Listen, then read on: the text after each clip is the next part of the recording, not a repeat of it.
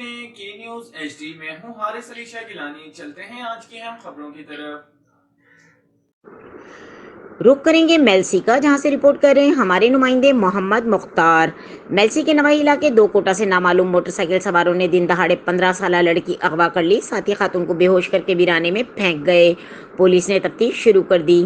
تفصیلات کے مطابق نواحی چک نمبر 195 WB نز دو کوٹا رہائشی خاتون سلمہ بی بی زوجہ خان محمد قوم جٹ نے پولیس تھانہ متروک کے گزار گئی.